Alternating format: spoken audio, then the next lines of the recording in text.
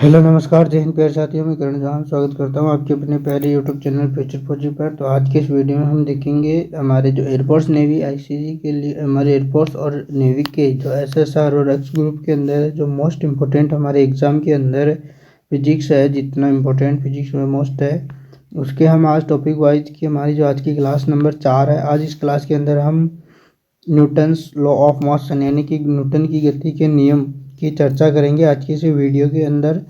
तो पूरी क्लास देखने के बाद हमें ज़रूर बताना कि क्लास कैसी लगी। अगर आप हमारे चैनल पे नए हो तो चैनल को सब्सक्राइब कर लो, बेल आइकन बटन को दबा लो, जिससे कि आपको नोटिफिकेशन और हमें सपोर्ट भी मिले और हमें सपोर्ट ज़्यादा से ज़्यादा सपोर्ट भी करें। पूरी क्लास देखने के बाद हमें बताना क्वेश्चन कैसे थे, अच्छे थे या नहीं थे, कुछ भी प्रकार का कोई भी हो आप अपना रिव्यू ज़रूर दें, जिससे हमें ज़रूर पता चले कि आप कितने क्वेश्चन कर सकते हो और कितने नहीं कर सकते हो।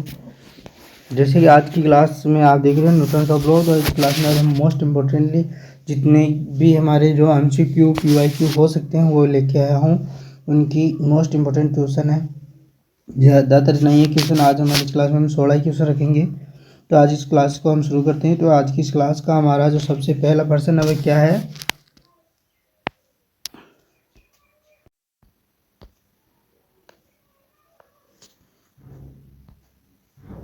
तो हमारी इस क्लास का जो सबसे पहला प्रश्न देखो क्या आ गया। तो आज की हमारी इस क्लास का जो सबसे पहला प्रश्न आ गया कि एक कार एक समान वेग से घर्षण युक्त सड़क पर गतिमान है, न्यूटन की गति के प्रथम नियमानुसार।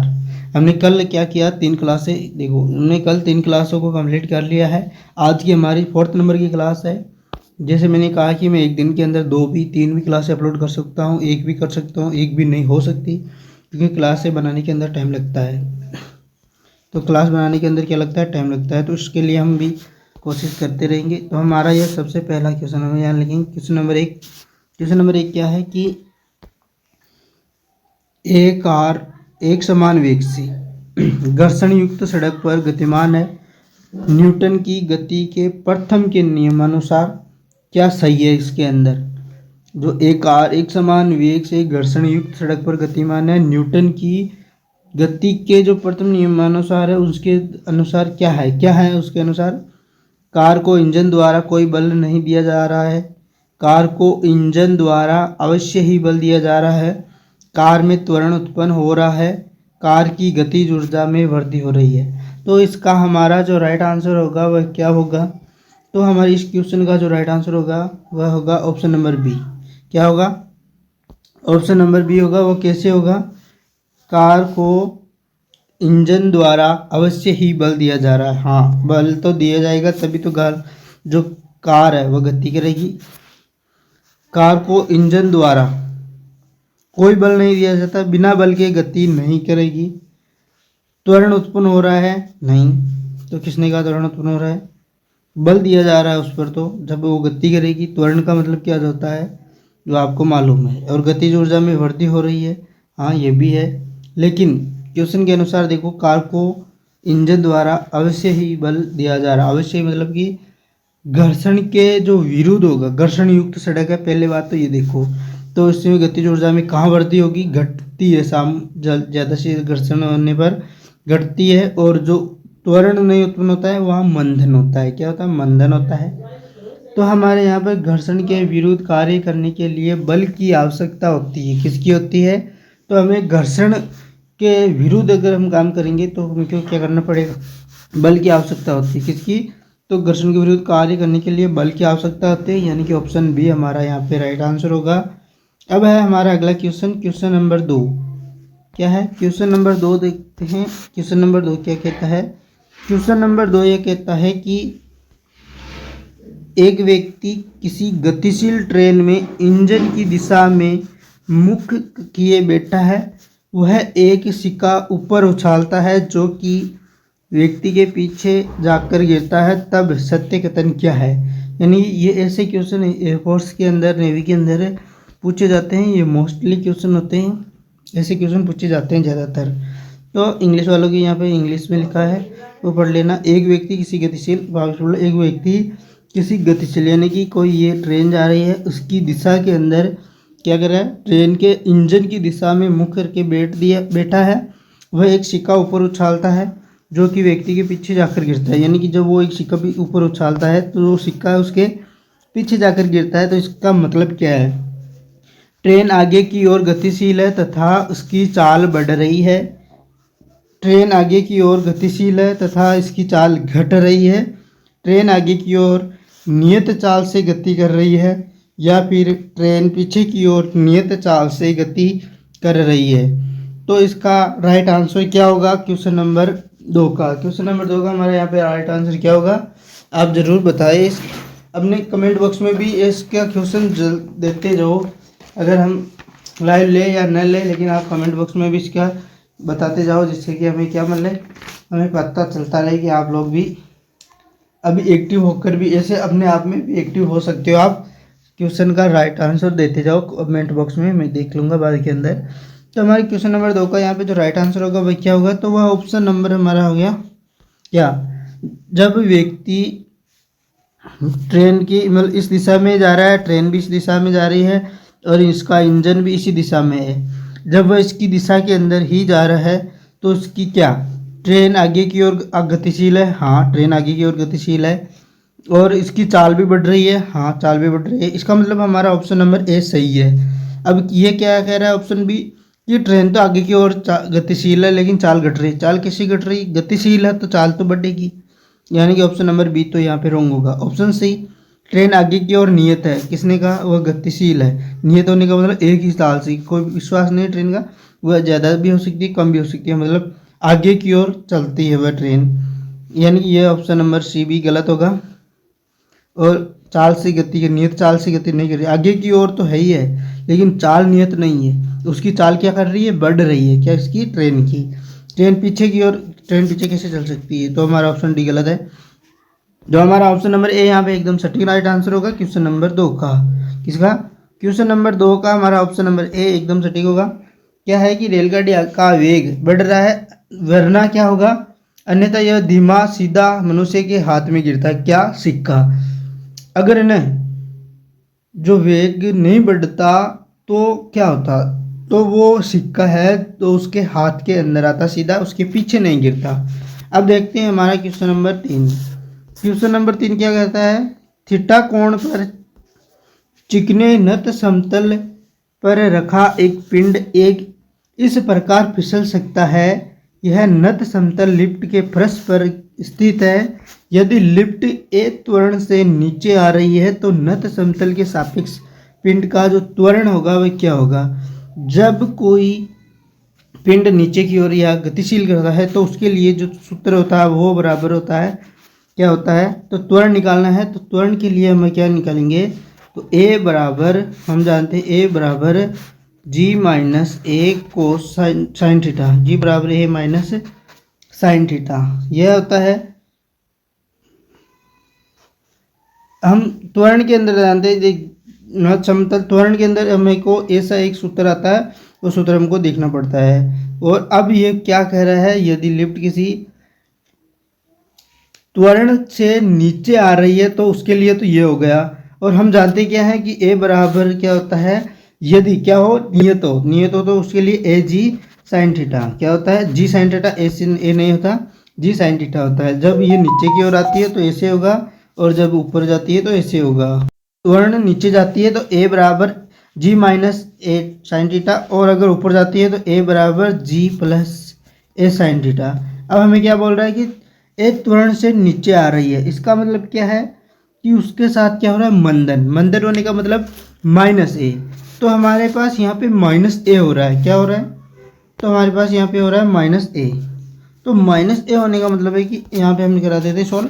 जैसे कि हम जानते हैं कि ए बराबर क्या होता है? अगर नियत चाल से आती है तब ए बराबर जी साइन थीटा, और अगर नीचे आएगी तब ए बराबर जी माइनस ए साइन थीटा। अब मंदन से आ रही है तो एक की जो वैल्यू होगी वो क्या होगी? माइनस ए। तो उसके लिए हमारे पास क्या होगा? ए बराबर जी, ये माइनस और माइनस क्या हो जाएगा?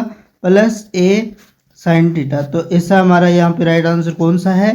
तो पहला ही हमारा ऑप्शन राइट है, यानी कि ऑप्शन नंबर ए हमारा यहाँ पे सटीक होगा, आंसर राइट होगा। किसका? क्वेश्चन नंबर 3 का। क्वेश्चन नंबर 3 का हमारा जो राइट आंसर होगा वो ऑप्शन नंबर ए होगा। क्या होगा? Option number A.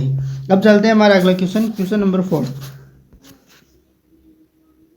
Question number 4 क्या कहता है कि एक लिफ्ट में लगी स्प्रिंग तुला पर जो 60 केजी का व्यक्ति खड़ा होता है, किसी क्षण वह देखता है कि स्प्रिंग तुला का जो पाठ्यांक है वह 60 केजी से बदलकर 50 केजी हो जाता है तथा फिर घूमन पुराने पाठ्यांक पर आ जाता है। इससे निष्कर्ष क्या निकलता है? यानी कि देखो क्वेश्चन को समझो कि एक व्यक्ति जो है एक लिफ्ट के अंदर है, एक लिफ्ट में लगी स्प्रिंग तुला पर 60 केजी का जो व्यक्ति है वह खड़ा है। क्या है? तो वह खड़ा है और क्या देखता है कि 60 केजी का व्यक्ति खड़ा है। किसी क्षण वह देखता है कि 60 केजी का जो पाठ्यांक है वह कितना घटकर हो जाता है? 50 केजी। तो उसका क्या कारण है कि वो घट जाता है? तो उसका यह कारण है कि जब लिफ्ट ऊपर की ओर जाती है तो उसके लिए उसका जो वेट होता है, हम क्या जानते हैं? वेट बराबर क्या होता है? mg। और ऊपर की ओर जाएगी तब क्या होगा? ये नियत के लिए हो जाएगा, जब वेट फ्री फॉल के लिए। अगर जब यह ऊपर की ओर जाती है तो mg+a। अब यह हमारे होता है जब लिफ्ट ऊपर की ओर गतिशील हो।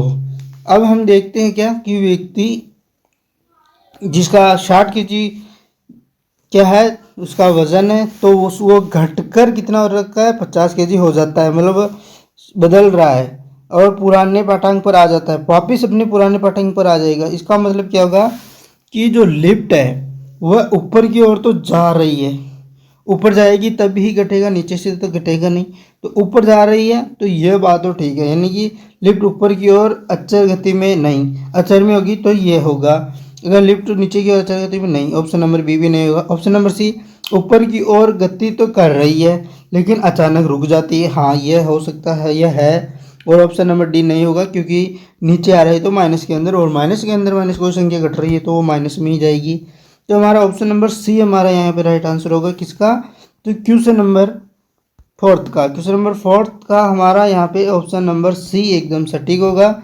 अब हम देखते हैं हमारा अगला क्वेश्चन, क्वेश्चन नंबर 5 क्या है? क्वेश्चन नंबर 5, क्वेश्चन नंबर 5 में हम क्या देखेंगे? तो इसके अंदर हम देखेंगे जो 3 भार जैसे आपको नीचे यहाँ चित्र के अंदर दिखा रहे हैं, 3 भार एबीसी डोरियों द्वारा चित्रानुसार जुड़े हुए हैं। यह निकाय का एक घर्षणहीन, देखो घर्षणहीन चरखी पर गति करता है। ए और बी को जोड़ने वाली डोरी के अंदर, ए और बी डोरी, ये डोरी है, इसके अंदर हमें क्या निकालना है? तो तनाव निकालना है। तो तनाव का जो सूत्र होता है वह क्या होता है? तो इसके अंदर जब हम तनाव निकालेंगे तो तनाव का जो सूत्र होता है वह होता है कि T बराबर 2ma/mb इंटू जितना द्रव्यमान है उनको जोड़ दो, यानी कि ma plus mb plus mc। अब यहाँ पे जैसा जैसा दे रखा है वैसा यहाँ पे कर दो और इंटू के साथ में से जी आ जाएगा। तो ये हमारा क्या हो गया? यहाँ पे हमारा तनाव आ जाएगा। तो तनाव के लिए हम यहाँ पे जब इसको पूरे को इसकी वैल्यू यहाँ पे रख के सॉल्व करेंगे तो हमारे पास जो उत्तर आ जाएगा वह क्या आएगा? तो उसके लिए मैं एक बार आपको दूसरी स्लाइड पे कर देता हूँ। यानी कि यहाँ पे अगर हम ये वैल्यू लिखेंगे तो यहाँ पे पूरी तरह से फिट नहीं आएगा। उत्तर तो मैं बता दूंगा इसका क्या होगा, लेकिन यहाँ पे पूरी तरह से फिट नहीं आएगा, इसलिए मैं दूसरी स्लाइड ले लेता हूँ यहीं पर।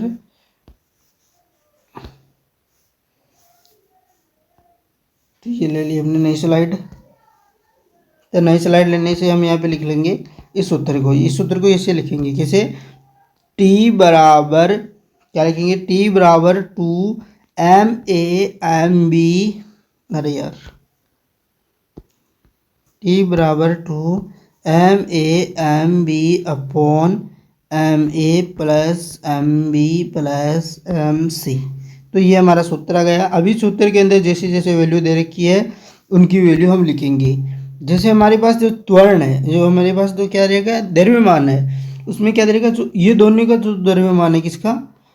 ऊपर ऊपर एक साइड का जो द्रव्यमान उनका गुणनफल और नीचे वाले तीनों द्रव्यमान उनका गुणनफल इंटू के अंदर क्या करेंगे, इंटू के अंदर हम लगा देंगे जी। तो जी लगाने के बाद हम क्या करते हैं, इनको करते हैं मल्टीप्लाई। तो मल्टीप्लाई करने से हमारे पास जो वैल्यू आएगी वो क्या होगी, तो टी बराबर हमारे पास M1 M2 M3 की वैल्यू क्या है, 1 3 और 5। तो 1 3 किसकी है, 1 और 3 किसकी है, 1 × 3 तो है MA MB की, और 5 किसकी है, 1 + 3 + 5, ये हो गया कितना, 5 3 8 8 1 9 और ऊपर 6, 6/9 इंटू के अंदर कितना है जी। तो अब हमारे पास ऑप्शन के अंदर कितना है, तो ऑप्शन में हमारे पास नहीं है, तो 3 और 3 इसके बाद मल्टीप्लाई होने के बाद कितना हो गया, यानी कि MA MB नहीं होगा, यहाँ पे MC MB और MC, क्योंकि ये हमने दोनों का द्रव्यमान जोड़ दिया, तो यहाँ पे ज़्यादातर जो तनाव होगा वो ज़्यादा इधर इस साइड में जाएगा, इसलिए हम इसको कर देंगे यहाँ पे रिमूव। किसको, यहाँ पे लिखेंगे क्या,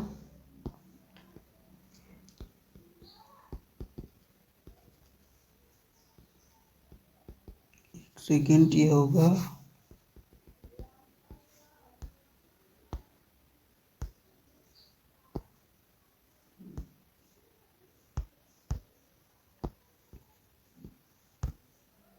इसको क्या हो गया,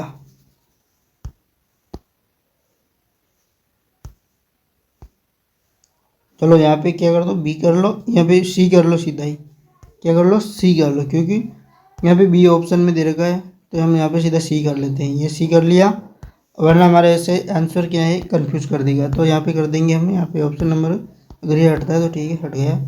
चलो हम इसको लिख लेते हैं कैसे, MB और MC और MC। अब हम MC और MB की जो वैल्यू है यहाँ पे लिख लेंगे। MB की जो हमारे पास वैल्यू है वह क्या आएगी, यहाँ पे MB की जो वैल्यू है वो ऑप्शन ए होगा, 1 होगा, और MC की जो वैल्यू कितनी है वो 5 होगी। कितनी होगी, तो यहाँ पे 3 की जगह हम लिखेंगे 5, कितना लिखेंगे, तो 5 लिखेंगे, तो ये हो जाएगा कितना, 10/9, कितना हो जाएगा, 10/9 हो जाएगा। अब हमारे पास जो त्वरण होगा, जो तनाव होगा वो क्या होगा, 10G/9। अब जब हमारे पास 10G/9 है, तो 10 की वैल्यू ऑप्शन के अंदर नहीं दे रखी, G/9 की जरूर दे रखी है, तो हम यहाँ पे हमारा ऑप्शन नंबर, ऑप्शन क्या लगाएंगे, ऑप्शन बी लगाएंगे। क्या लगाएंगे, ऑप्शन नंबर बी हमारा यहाँ पे राइट आंसर होगा। अब देखते हैं हमारा अगला question, question number 6, question number क्या होगा, 6 नंबर का अगला हमारा क्वेश्चन है। इस क्वेश्चन में हम क्या देखेंगे कि जो 10 kg और 20 kg के दो पिंड है, एक बारहीन स्प्रिंग से चित्रानुसार जुड़े हुए हैं। 20 kg वाले पिंड पर 200 न्यूटन पर का जो 200 न्यूटन का जो बल लगाया जाता है। 10 kg वाले पिंड का त्वरण 12 मीटर/सेकंड² है। 20 kg द्रव्यमान वाले पिंड का त्वरण ज्ञात करना है। किसने, 20 kg द्रव्यमान वाले पिंड का हमें त्वरण ज्ञात करना है। तो हम क्या करेंगे, तो इसका त्वरण ज्ञात कैसे करेंगे, 10 kg द्रव्यमान का त्वरण 12 मीटर/सेकंड होगा। जो 10 kg द्रव्यमान का त्वरण है, जो 10 kg द्रव्यमान है उसका त्वरण होगा वह क्या होगा, उसका जो त्वरण होगा वह 12 मीटर/सेकंड² होगा। और या फिर 20 kg द्रव्यमान के जो पिंड है उसका जो द्रव्यमान होगा 20 kg, इसके अंदर जो बल होगा वो कितना करेगा, न्यूटन। तो जो न्यूटन जो बल होगा वह होगा कितना, 120 kg। वो कैसे होगा, इन दोनों का बल जोड़ के यहाँ पे हो जाएगा काउंट, यानी कि 120 kg हो जाएगा। ये 120 क्या, ये तो 200 ज़्यादा हो जाएगा, लेकिन ये ऐसे नहीं होगा, इसको मल्टीप्लाई हो जाएगा, ये 10 से होने के बाद ये 10, और इसमें जोड़ने के बाद 120 हो जाएगा, इससे हो जाएगा ये।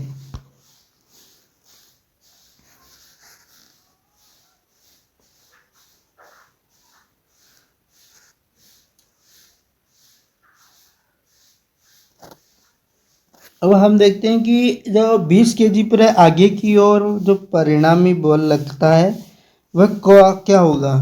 तो उसके लिए आगे की ओर जो परिणामी बल लगेगा वह 200 तो न्यूटन इसके अंदर है, और -120 कहाँ से आया 120, तो जब ये इस पर लगेगा तो ये भी स्प्रिंग है, पहली बात देखो स्प्रिंग है।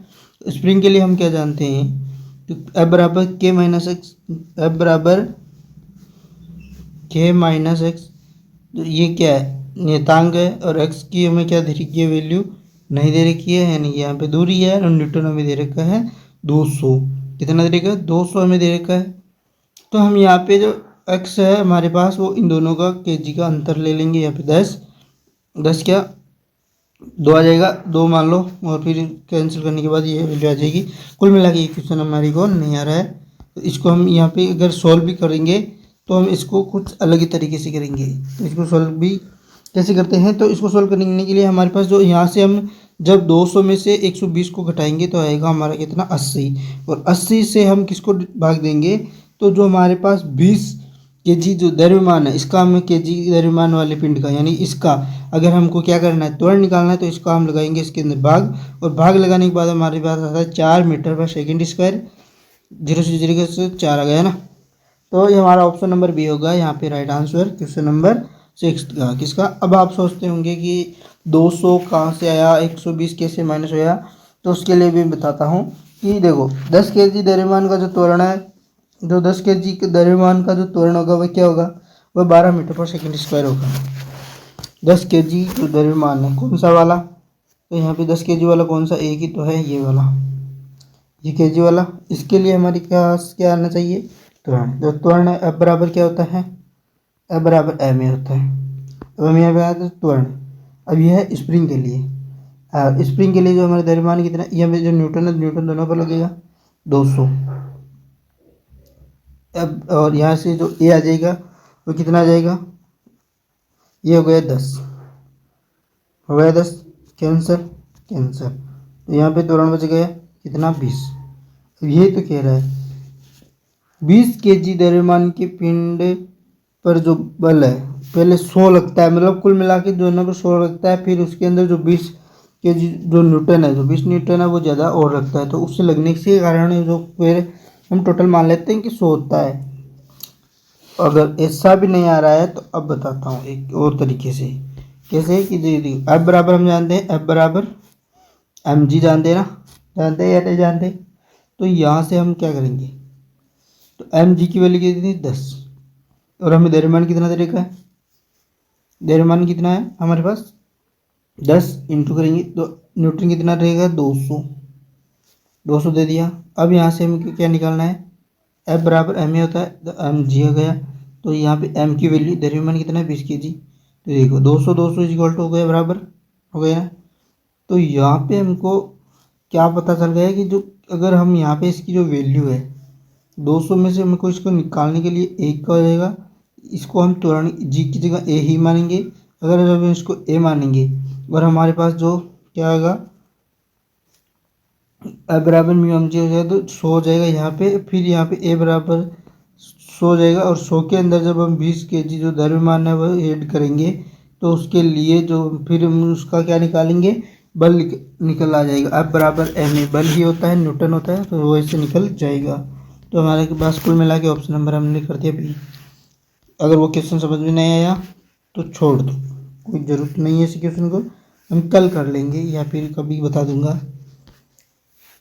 एक लिफ्ट में एक स्प्रिंग तुल्ला तथा एक भौतिक तुल्ला रखी हुई है, इन पर समान भार के पिंड रखे हुए हैं। यदि लिफ्ट ऊपर की ओर नियत त्वरण से गतिमान है, यानी कि एक लिफ्ट में एक स्प्रिंग तुल्ला तथा एक भौतिक तुल्ला जानते हो हमारा ताकड़ है, क्या होता है, जैसे तराजू,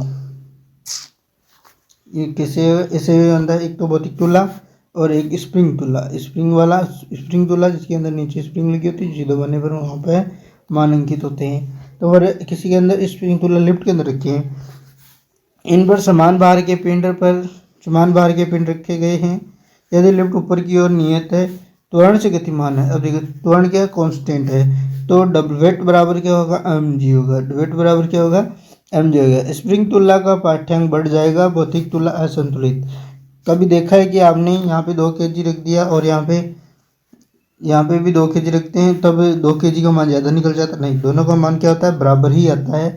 इसीलिए क्या होगा ऑप्शन नंबर ए तो यहाँ पे रंग होगा, जबकि ये सही बात है कि जो तुल्ला स्प्रिंग तुल्ला का पार्ट बढ़ जाएगा, नहीं, ये भी कैसे होगा, बढ़ेगा कैसे, स्प्रिंग तुल्ला का पार्ट अपरिवर्तित रहेगा तथा भौतिक तुल्ला संतुलित रहेगा, नहीं, ऑप्शन नंबर बी भी हमारा है, यहाँ पे गलत है। एक सेकंड, ये क्या होगा 7 नंबर का क्वेश्चन है ना, अभी कंफ्यूज हो जाएंगे तो फिर स्प्रिंग तुलना का पार्ट बढ़ जाएगा, भौतिक तुलना असंतुलित हो जाएगी। नहीं, इससे नहीं होगा, असंतुलित नहीं होगी भौतिक तुलना। और ऑप्शन बी क्या कह रहा है कि स्प्रिंग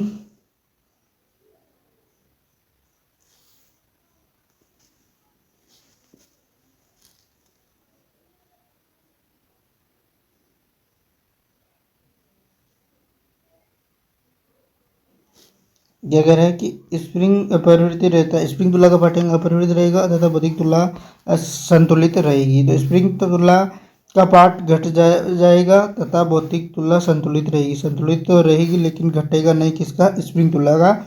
स्प्रिंग तुलना का जो पार्ट है वह बढ़ेगा और जो भौतिक तुलना है वह संतुलित रहेगी। मतलब कि पार्ट तो बढ़ेगा यार, उसकी वैल्यू बढ़ेगी, इसकी हमें पता लगाना पड़ेगा कितना किलो का कितना किलो का नहीं होगा।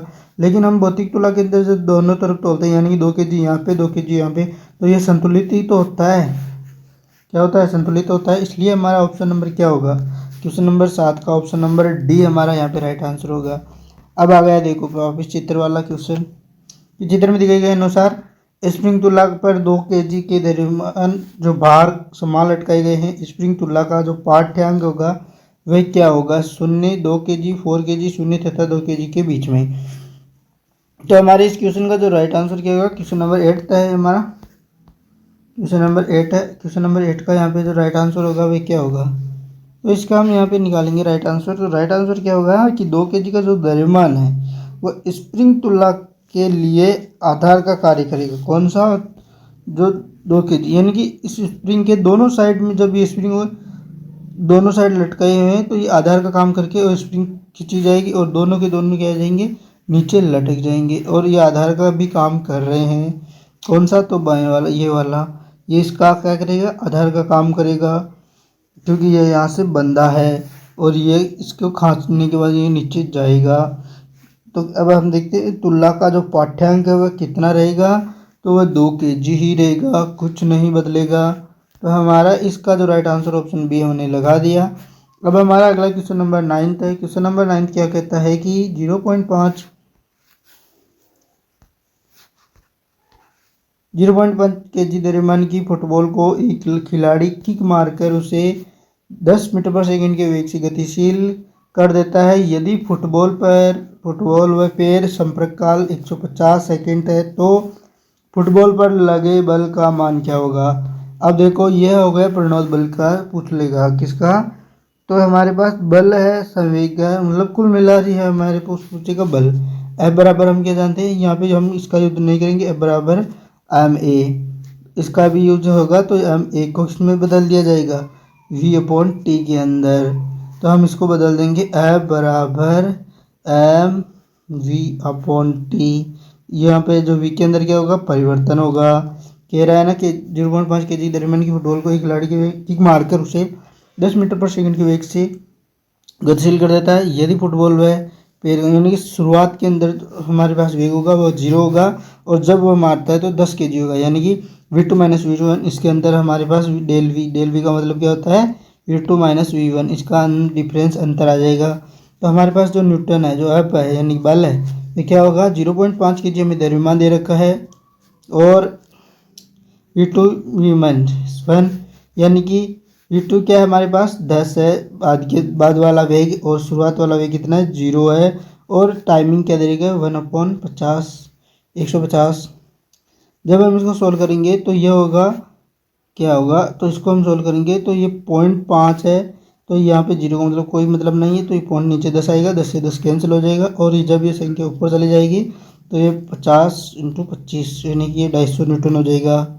क्या होगा? 250 न्यूटन, यानी 250 न्यूटन। यहाँ पे लिख लो 250 न्यूटन। तो ये हमारा ऑप्शन नंबर सी क्या होगा? ऑप्शन नंबर सी हमारा यहाँ पे राइट आंसर होगा।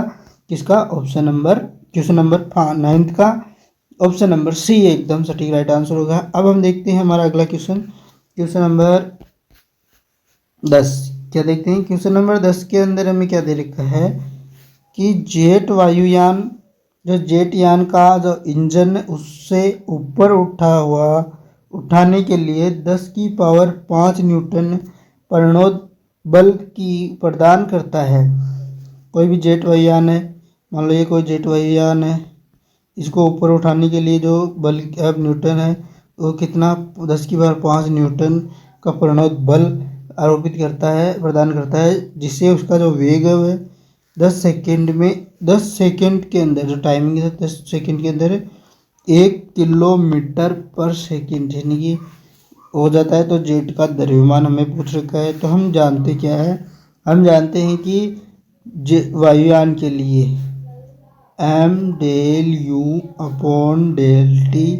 अब हमें क्या दे रखा है, m दे रखा है, नहीं दे रखा, m हमें याद करना है, जबकि f दे रखा है 10⁵ इज इक्वल टू m हमें निकालना है।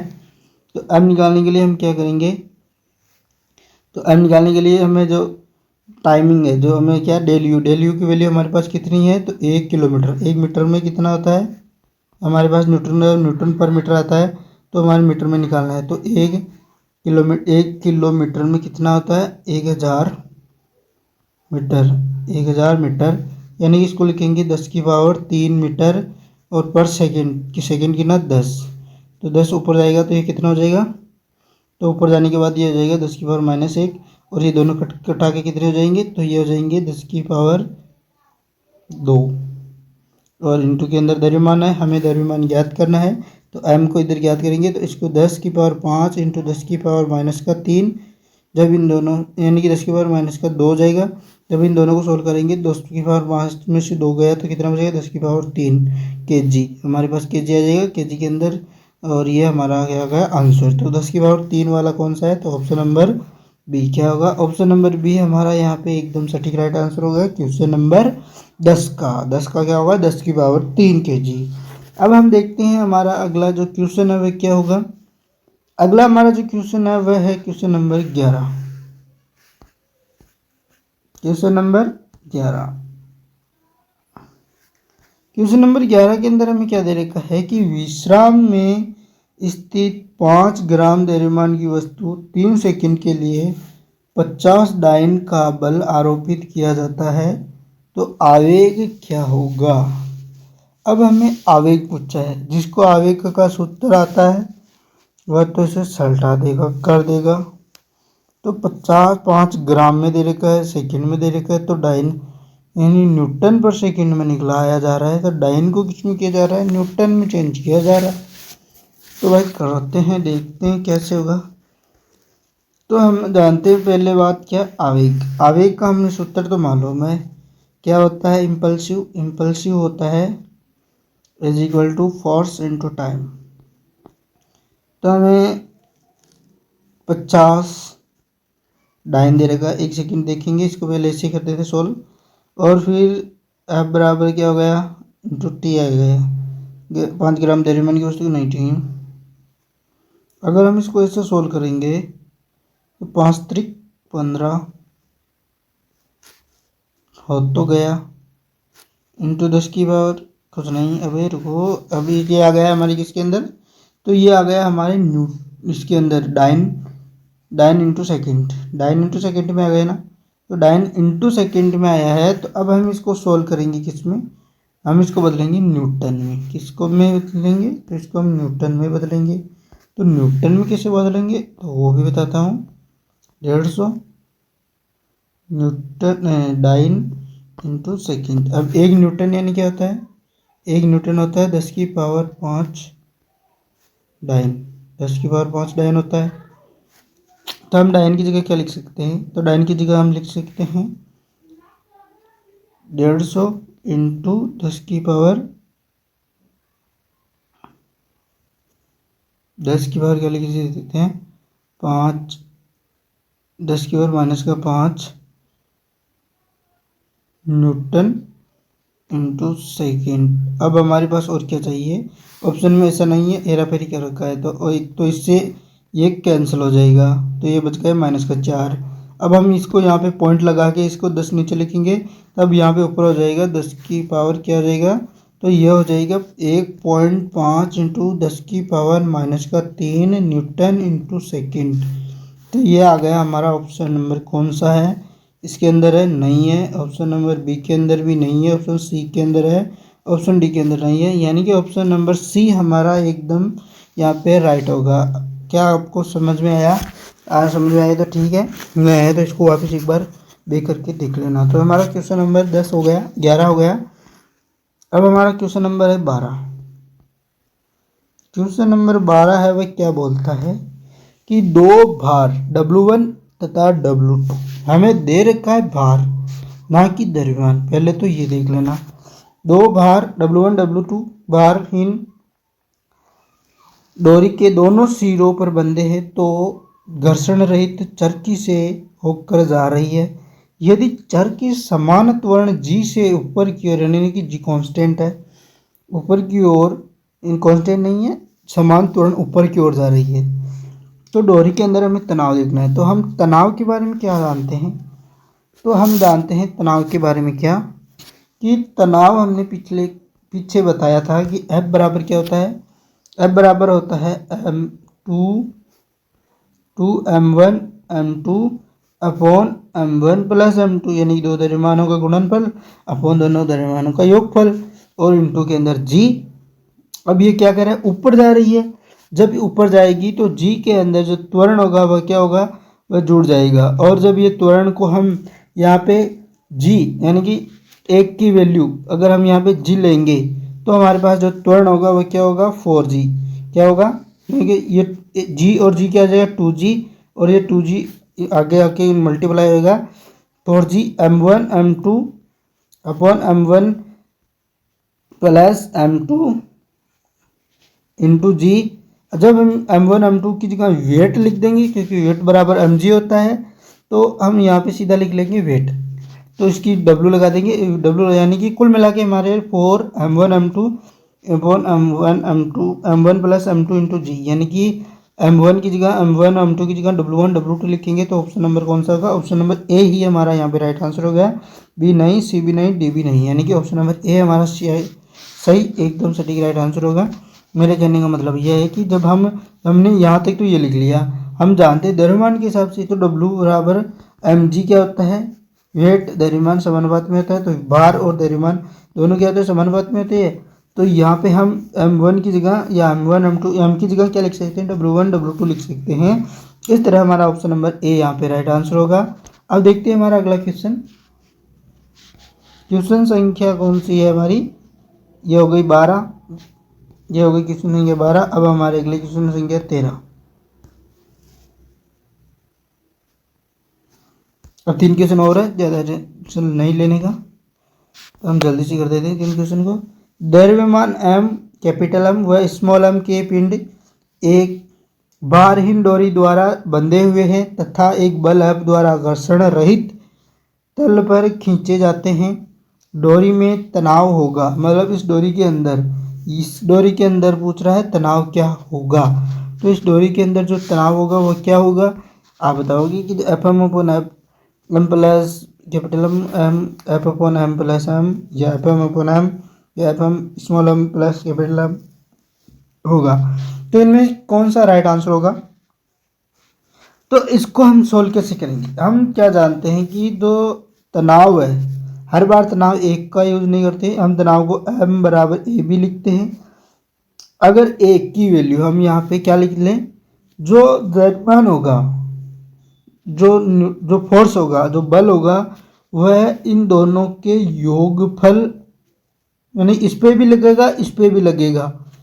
तो जो द्रव्यमान लगेगा वह दोनों पर ही लगेगा, यानी कि यहाँ पे भी M आ जाएगा और इस पे द्रव्यमान F लगेगा। जो हमारे पास जो द्रव्यमान है पहले से दे रखा है वह क्या है? M है। तो हम यहाँ स्मॉल m नहीं, ये कैपिटल M ही है। क्या है? ये कैपिटल M ही है।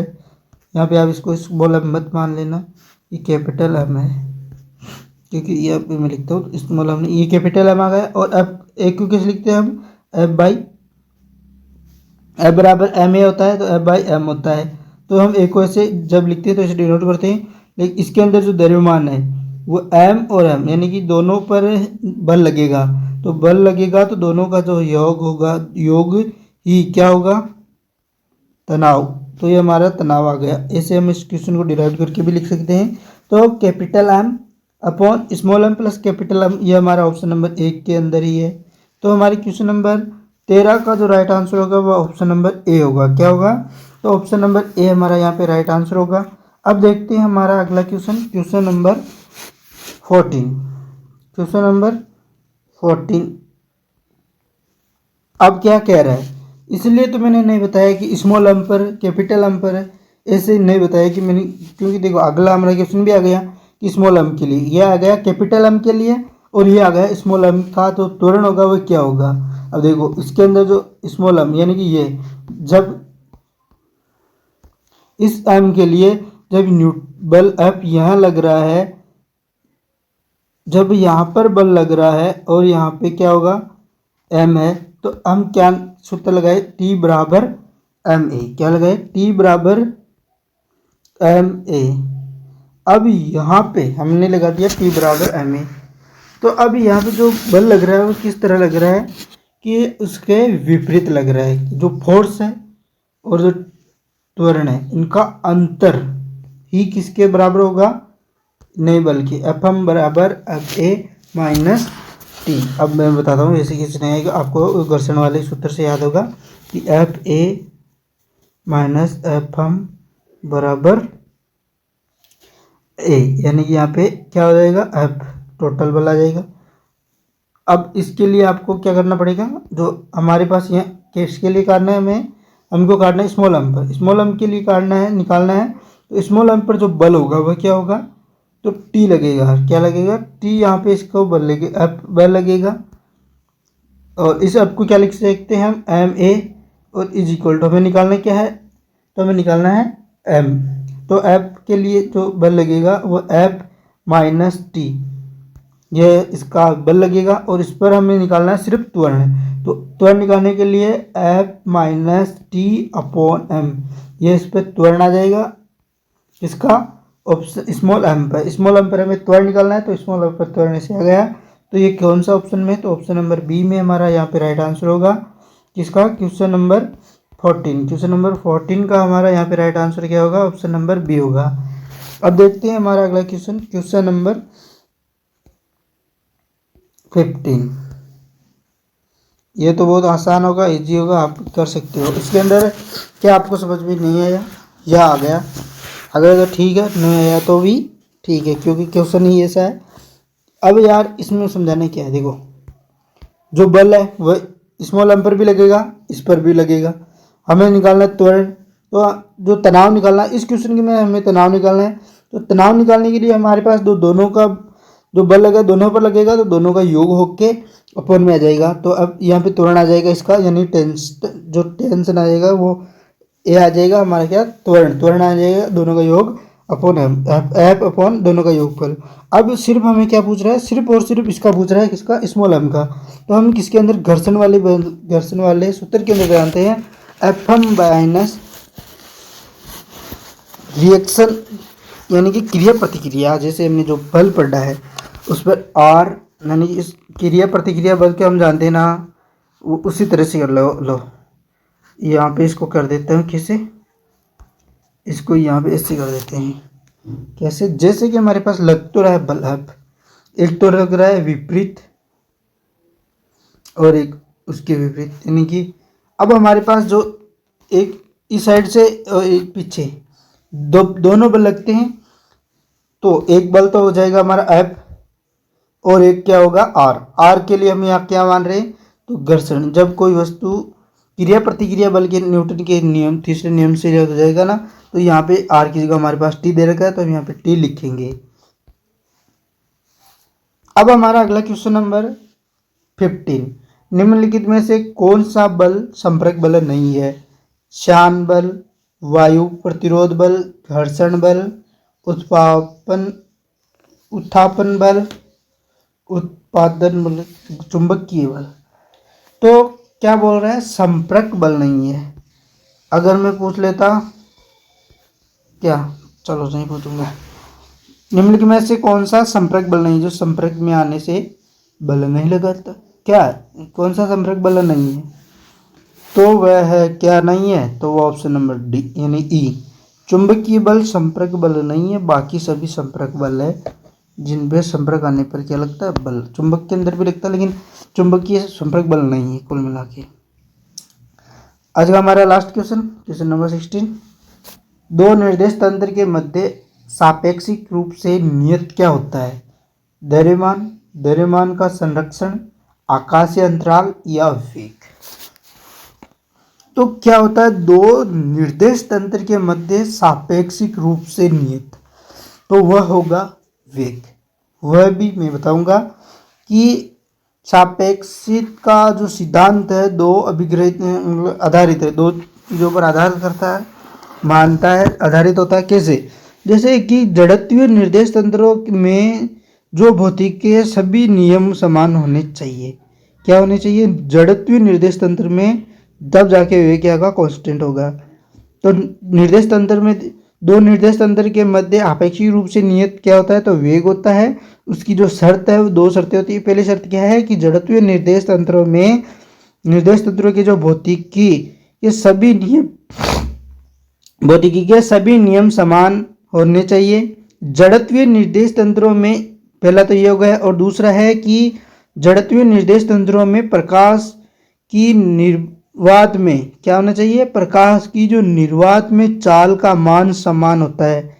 आप सभी को मालूम है, जबकि इसमें प्रेक्षक को या प्रकाश उत्सर्जित करने वाले स्रोत के वेग को लिया जाएगा। किसके अंदर? इसी के अंदर। जड़त्वीय निर्देश तंत्र में प्रकाश को निर्वात में चाल का मान समान, प्रकाश की निर्वात के अंदर चाल समान होती है, जबकि होनी चाहिए इसमें प्रेक्षक को या प्रकाश कुछ भी, यानी कि जिससे प्रकाश उत्सर्जित करते हैं या प्रकाश उत्सर्जित करने वाले स्रोत के वेग को लिया जाता है। तो ऐसा होना जरूरी है। तो यह हो रहे आज की हमारी कितने, तो आज के हमारे ये क्वेश्चन रहे भाई साहब 16। तो कैसे लगे 16 क्वेश्चन हमें ज़रूर बताना कमेंट बॉक्स में कि आज की क्लास कैसी लगी आपको। जो हमने क्लास नंबर 4 कंप्लीट कर लिया। आज न्यूटन की गति के नियम क्वेश्चन कैसे थे, अच्छे थे। तो क्लास को लाइक करना, शेयर करना, सब्सक्राइब करना, हमें ज़रूर बताना कि हम कहाँ पर गलती कर रहे हैं। कमेंट बॉक्स में हमें ज़रूर बताना, जैसे कि हम अपनी गलतियों को भी सुधारें और आपको भी अच्छे से अच्छे क्वेश्चन डिलीवर कर सकें।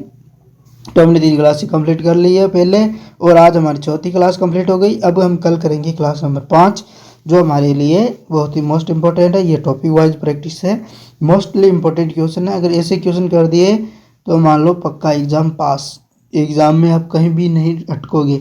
बस इस प्रकार के क्वेश्चन, अगर मेरी क्लास के क्वेश्चन कर लिए तो बस नो टेंशन रहो फिर।